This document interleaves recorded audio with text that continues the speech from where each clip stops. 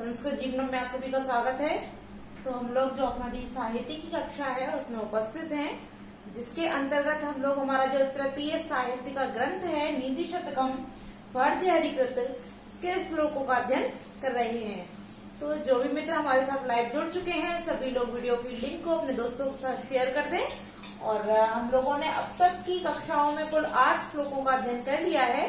तो आज हम लोग 9, 10 और 11वें श्लोक का अध्ययन करेंगे। तो आइए हमारा जो 9वां श्लोक है इसको पहले देख लेते हैं, इसका वाचन कर लेते हैं, तत्पश्चात इसके अर्थ को देखते हैं। तो आइए आप सभी लोग मेरे साथ दोहरा लीजिए। क्रमिकुलचितम लाल क्लिन्नम विगंधि जुगुप्सितम निरूपम रसम प्रीत्या खादन नरास्ति निरामिषम सुरपतिम अपि स्वापार्श्वस्थं विलोक्य न शंकते न ही गणयति क्षुद्रो जंतु परिग्रह फलगुताम। अब यहाँ जो हमारा 9वां श्लोक है और उसकी जो अंतिम लाइन है न ही गणयति क्षुद्रो जंतु परिग्रह फलगुताम, ये बहुत ही महत्वपूर्ण सूक्ति है। आप सभी लोग इस सूक्ति का अध्ययन अच्छे से कर लीजिएगा। तो आइए हम लोग इसका पहले हम लोगों ने वाचन कर लिया है, अब एक एक शब्द का अर्थ जानते हैं, तत्पश्चात इसका संपूर्ण अर्थ देखते हैं। तो यहाँ सबसे पहले लिखा हुआ है क्रमिकुलचितम। क्रमि माने होता है कीड़े और कुल मतलब समूह, उनका परिवार या समूह। तो यहाँ बता रहे कि क्रमिकुलचितम कीड़ों के समूहों से, उचितम माने व्याप्त, अचितम माने व्याप्त, कि कीड़ों के समूहों से व्याप्त या कीड़ों के समूह से व्याप्त। आगे लिखा है लाल क्लिन्नम।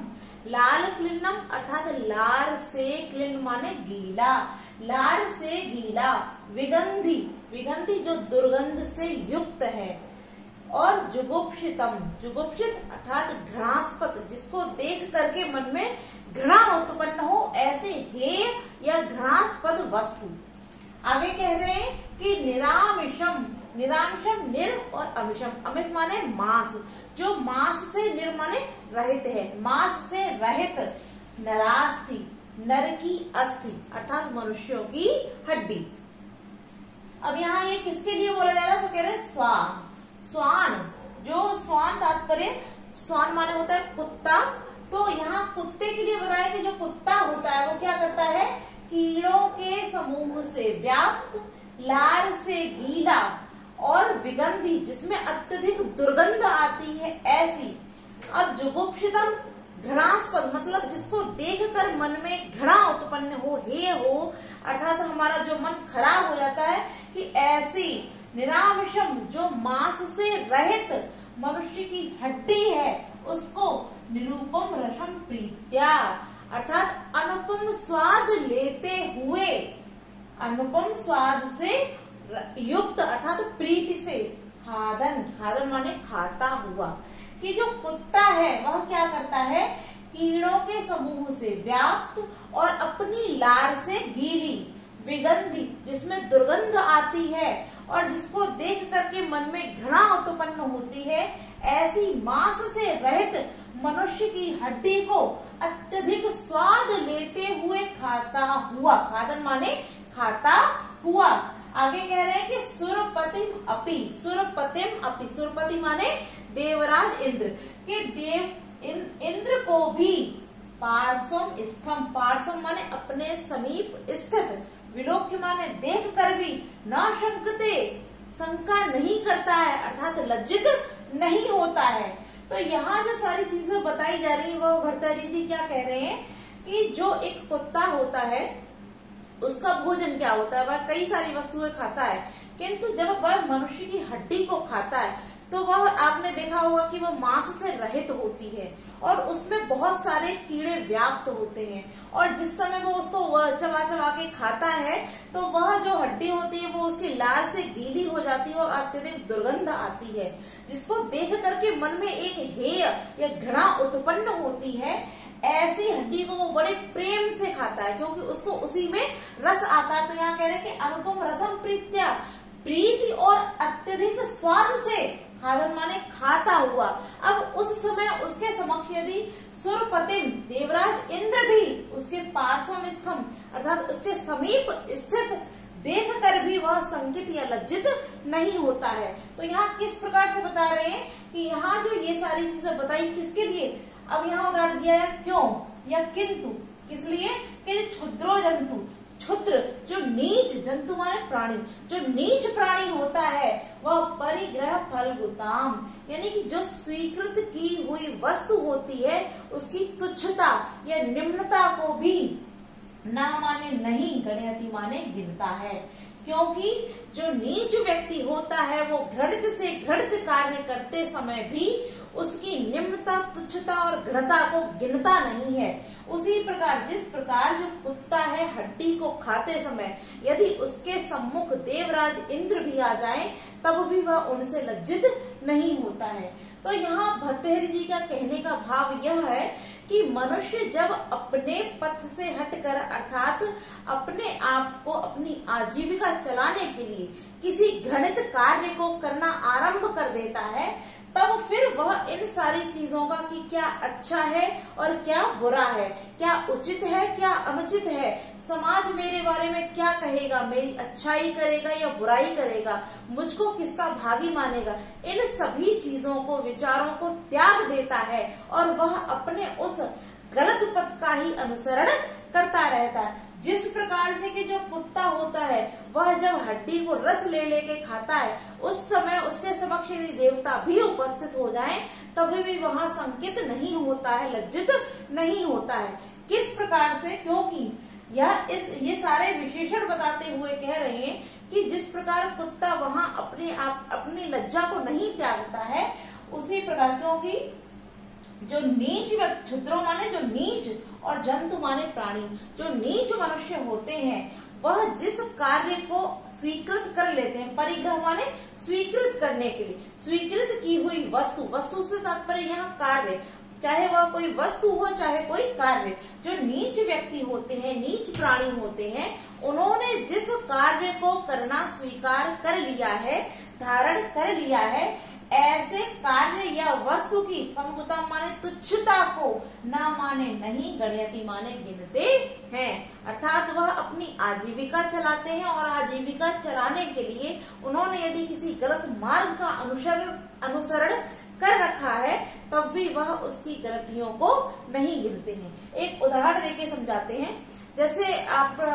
जैसे किसी व्यक्ति ने चोरी के द्वारा अपनी आजीविका का आरंभ कर दिया है और फिर हम उसको बताते हैं कि चोरी करना बहुत गलत बात होती है, ऐसा नहीं करना चाहिए, आप मेहनत करो और उसके बाद अपनी आजीविका चलाओ। यदि चोरी करोगे तो कोई पकड़ेगा, तुम्हारा समाज में नाम खराब होगा, ये होगा वो, लेकिन उसको उस कार्य में ही इतना आनंद प्राप्त होता है और उस वस्तु में अर्थात उस कार्य में उसको कोई भी गलती महसूस या नजर नहीं आती है। तो वही बताया गया है कि जो क्षुद्र जंतु होता है अर्थात जो नीच प्राणी होता है वह अपने स्वीकृत की हुई वस्तु की तुच्छता को नहीं गिनता है, ना गणयति माने नहीं गिनता है। तो यह जो इसकी 9वें श्लोक की अंतिम लाइन है ये बहुत ही महत्वपूर्ण है। एक बार पुनः इसका अर्थ देख लीजिए, क्योंकि सभी अर्थात जो पूर्ण श्लोक थे इसका हमने अर्थ देख लिया है, किंतु जो इसकी अंतिम लाइन है एक बार पुनः इसका अर्थ देख लीजिए कि क्षुद्रो जंतु जो नीच व्यक्ति होता है वो परिग्रह फलगुताम स्वीकार की हुई वस्तु की तुच्छता को ना माने नहीं गणयति माने गिनता है। तो हम लोगों ने श्लोक का अर्थ जान लिया है। अब हम इसका जो मुख्य इसमें व्याकरणिक टिप्पणियां हैं उनको देख लेते हैं। यहाँ सबसे पहले लिखा हुआ है हमारा लाल क्लिन्नम, लाल क्लिन्नम अर्थात लार से गीला।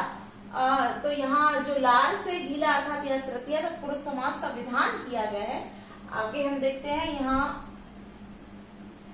लिखा हुआ हमारा निरामिषम। निरामिषम जो शब्द है यहाँ पर हमारा बहुब्रीहि समास का विधान किया है। और सुरपतिम, सुरपतिम अर्थात जो देवसुरा नाम पति अर्थात जो सुरों के पति है, तात्पर्य यहाँ षष्ठी तत्पुरुष समास को यहाँ संबंध बताया जा रहा है और संबंध बताए जाने के कारण यहाँ पर षष्ठी तत्पुरुष समास हो जाता है। यहाँ जो विलोकी शब्द लिखा है यहाँ वी उपसर्ग के कारण यहाँ य प्रत्यय का विधान किया गया है। और इसके अतिरिक्त जो हमारा लिखा हुआ है यहाँ पर निरूपम रसम प्रीत्या, यहाँ भी हमारा बहुब्रीहि समास का विधान किया गया है। और क्योंकि निरामिषम यहाँ दीर्घ स्वर संधि हो जाती है हमारी, और यहाँ जो सुरपतिम अपि यहाँ हमारी अनुस्वार संधि हो जाएगी। तो क्योंकि इसकी व्याकरणिक टिप्पणियां जो थी वह भी हम लोगों ने देख ली है और संपूर्ण अर्थ को भी जान लिया है, तो हमारा जो 10वां श्लोक है इसकी ओर बढ़ते हैं और आइए इसको जानते हैं। तो यहाँ कहा जा रहा है कि शिवः सार्वम स्वर्गात् पशुपति शिरस्त स्थितिधरम महीध्रात उत्तुंगाद अवनिम अवनेर चापि जलधिम अधो अध गंगेयम पदम उपगता स्तोकम अथवा विवेक भ्रष्टानाम भवति विनिपात सतमुखः। अब यहाँ जो हमारा 10वां श्लोक है इसकी भी जो अंतिम लाइन है अर्थात विवेक भ्रष्टानाम भवति विनिपात सतमुखः, यह भी महत्वपूर्ण सूक्ति है, क्योंकि इस सूक्ति को भी आपने कई परीक्षाओं में देखा होगा और यह सूक्तियां भी हमारी कई परीक्षाओं में पूछी जाती हैं। तो आइए अब इसका हम अर्थ जानते हैं। तो यहाँ कहा जा रहा है कि इयम गंगा, यहाँ आप देखते हैं कि अधो अधो गंगे ये लिखा हुआ है, तो इयम गंगा, इयम माने यह गंगा, यह जो गंगा है वह स्वर्गात स्वर्ग से, शिवः सार्वम शिव के, सार्वम माने सिर पर गिरी, अर्थात जो यह गंगा है वो स्वर्ग से शिव के सिर पर गिरी। आगे बोलते हैं कि पशुपति शिरस्ता क्षितिधरम, और पशुपति, पशुपति किसको कहते हैं हम? शिव को ही हम पशुपति भी कहते हैं। और कि पशुपति के शिरस्त सिर से क्षितिधरम, क्षितिधरम अर्थात हिमालय, हिमालय पर गिरी। तो यहाँ बताया जा रहा है कि जो मनुष्य, अर्थात यहाँ उदाहरण देके बताया जा रहा है कि जो गंगा है वो पहले स्वर्ग में थी, अर्थात उसका जो स्थान था कितना उच्च था, वो स्वर्ग में स्थित थी, जिसको देव इत्यादि अर्थात जो ऋषि मुनि इत्यादि होते थे वह महीनों वर्षों तपस्या कर करके और तब गंगा का आशीर्वाद अर्थात उनको पृथ्वी पर आने के लिए आमंत्रित किया करते थे। किंतु जब इस गंगा ने अपने स्थान को त्यागा, अर्थात जब वह स्वर्ग से वहां से निकली, तब बता रहे कि किस किस प्रकार वो निम्न अर्थात निम्न निम्न स्थानों को प्राप्त होती चली गई। कि यह जो गंगा है सर्वप्रथम जब स्वर्ग में स्थित थी तो इनका बहुत ही उच्च स्थान था, और स्वर्ग से फिर क्या हुआ, यह शिवः सार्वम शिव के सिर पर गिरी। उसके बाद की पशुपति शिरस्त क्षितिधरम, और शिव के सिर से हिमालय पर गिरी। पहले स्वर्ग में थी, वहां से शिव के सिर पर आई, और शिव के सिर से कहां पर पहुंची, हिमालय के ऊपर। आगे कह रहे हैं कि उत्तुंग महीध्रात, उत्तुंग माने ऊंचे और महीध्रात माने हिमालय से, ऊंचे हिमालय से। यहाँ दास जब आ निकालेंगे तो यहाँ हमारा हो जाएगा अवनी, कि अवनिम, अवनिम माने पृथ्वी पर गिरी। कि जब ऊंचे हिमालय से फिर क्या हुआ, पृथ्वी पर गिरी। तो अब इस प्रकार देखते जाइए कि किस प्रकार ये क्रम से नीचे की ओर आती जा रही है। और फिर कह रहे हैं कि अवनेश चापी जलधिम, और अवनी अर्थात पृथ्वी से जलधिम समुद्र को प्राप्त हो गई।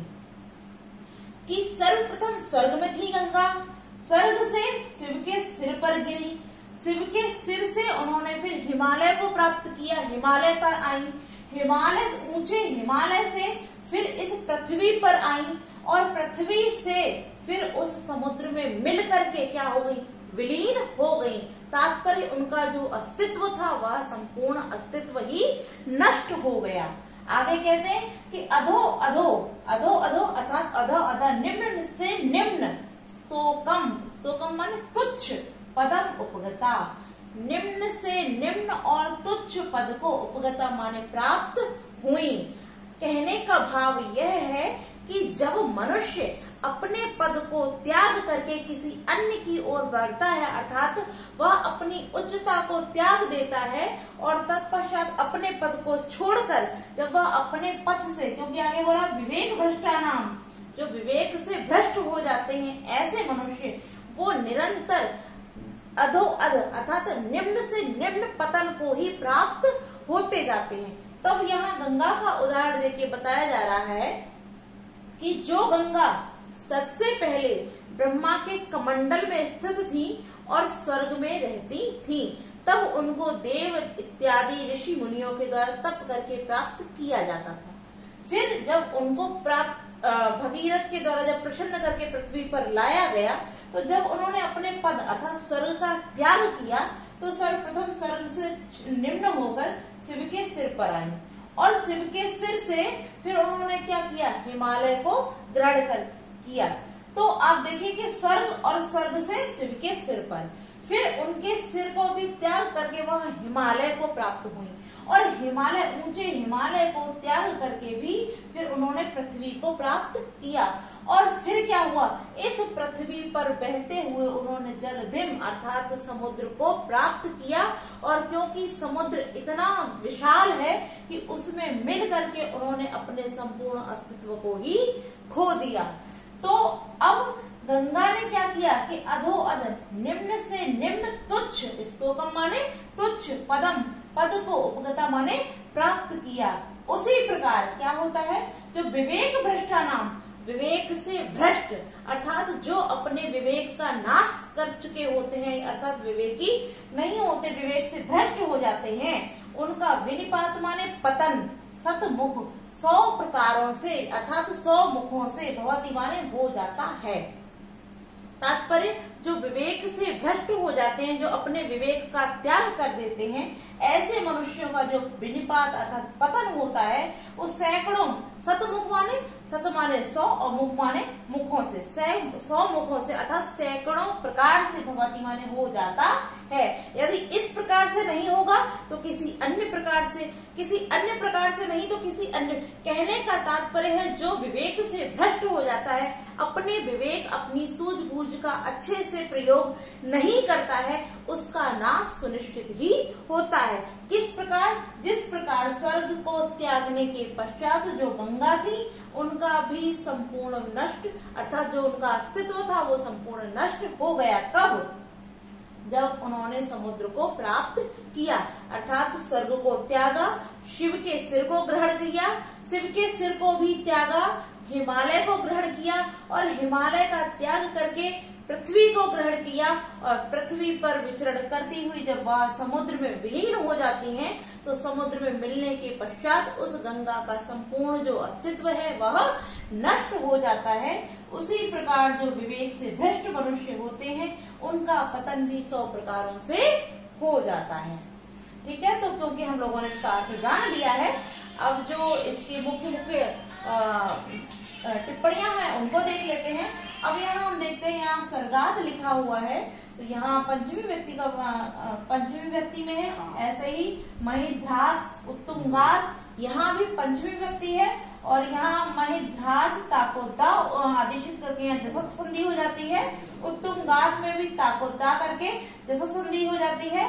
आगे देखते हैं अवनिम धन अवने, तो यहाँ अनुस्वार संधि होती है और अवने चा अपी, अवने धन चा, तो यहाँ हमारा हो जाएगा विसर्ग संधि, चा धन अपी, यहाँ दीर्घ स्वर संधि हो जाती है।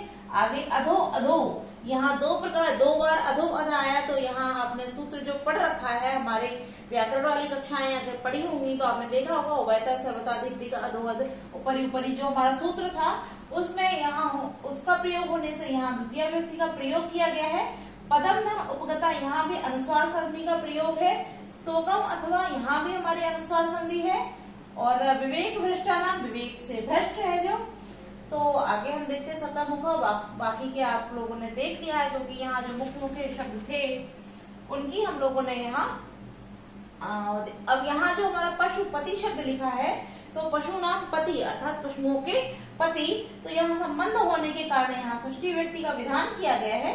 और बाकी के जो मुख्य मुख्य प्रश्न यहाँ व्याकरण टिप्पणियों में हो सकते थे उन सभी को हम लोगों ने देख लिया है। अब हम बढ़ते हैं हमारे अगले श्लोक जो कि 11वां है इसकी ओर। तो आइए पहले इसका अर्थ जान लेते हैं। तो यहाँ लिखा हुआ है शक्यो वार्यतुम जलेन हुतभुक् क्षत्रेण सूयातको नागेन्द्र निष्टांग कुशेन समुदो दंडेन गोवर्धभो व्याधिर्भिः जड़ संग्रहेश्च विविधैश्च मंत्र प्रयोग विषम सर्वस्योषधम शास्त्र विहितम मूर्खस्य नास्त्योषधम। अब हम देखते हैं यहाँ सबसे पहले लिखा हुआ हुतभुक्। हुतभुक् माने होती है अग्नि। अग्नि को जलेन जल के द्वारा वारितुम माने रोका, शक्य माने सकता है, रोका जा सकता है। अर्थात अग्नि अपने प्रचंड रूप को धारण कर रही है या बढ़ती चली जा रही है, तो उसको हम जल के द्वारा रोक सकते हैं, अर्थात अग्नि को जल के द्वारा रोका जा सकता है। सूर्य तापो छत्रेण, और सूर्य की धूप को, आतप माने होता है धूप, सूर्य की धूप को छत्रेण माने छाते के द्वारा रोका जा सकता है। आगे कहते हैं कि समुदो नागेंद्र, जो मतवाला, समुदो माने मतवाला, नागेंद्र माने हाथी है, उसको निशिता अंकुशेन, अर्थात जो तीक्ष्ण अंकुश होता है, आपने देखा होगा हाथियों को चलाने वाले जो व्यक्ति होते हैं वो एक हंटर टाइप का चाबुक लिए रहते हैं, तो उसको बोलते हैं तीक्ष्ण अंकुश, उसके द्वारा रोका जा सकता है। वारितुम शक्य हम यहीं से लेते हैं कि जो मतवाला हाथी होता है उसको हम तीक्ष्ण अंकुश से रोक सकते हैं। आगे कहते हैं कि गौ गर्दभो दंडेन वारिम सक्तुम, कि जो गाय और गधे होते हैं उनको हम डंडे से रोक सकते हैं। आगे कहते हैं कि व्याधिर भैषज संग्रह, कि जो व्याधि माने जो बीमारियां होती हैं उनको भैषज माने औषधियों के संग्रह नियमित सेवन से रोका जा सकता है। और आगे कहते हैं विषम, विष को विविध मंत्र प्रयोगे, विविध मंत्रों के प्रयोग से रोका जा सकता है, कि जो विष होता है उसको अनेक मंत्रों के प्रयोग से रोका जा सकता है। आगे कहते हैं कि सर्वस्व औषधम अस्ति शास्त्र विहितम, सभी बीमारियों या बुराइयों के लिए अर्थात उपद्रवों के लिए शास्त्रों में विहित, शास्त्रों में लिखित या बताए हुए सभी औषधि, औषधि से तात्पर्य यहाँ उपाय, कि सभी औषधि या उपाय हैं, कि यदि कोई भी किसी भी प्रकार की व्याधि या बीमारी के विषय में यदि आप बात करते हैं तो सभी बीमारियों या उपद्रवों की जो औषधि माने उपाय है वो शास्त्रों में विहित है, शास्त्रों में दिया गया है।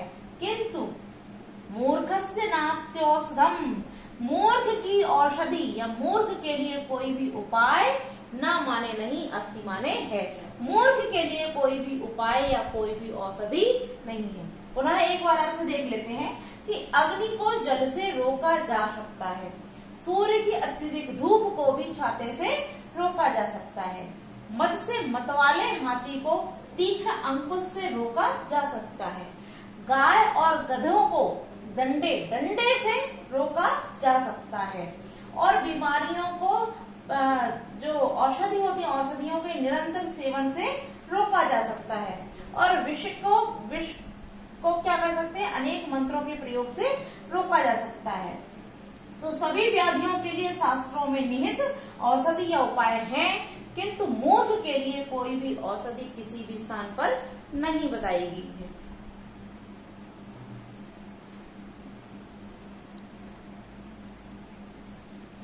तो क्योंकि अर्थ हम लोगों ने जान लिया है तो आज हम इतना ही रखते हैं, और बाकी जो इसकी व्याकरणिक टिप्पणियां हैं वो हम कल की कक्षा में देख लेंगे। तो आज के लिए इतना ही रखते हैं मित्रों, कल पुनः इनके आगे के श्लोकों के साथ उपस्थित होंगे। तो आज के लिए इतना ही। नमो नमो।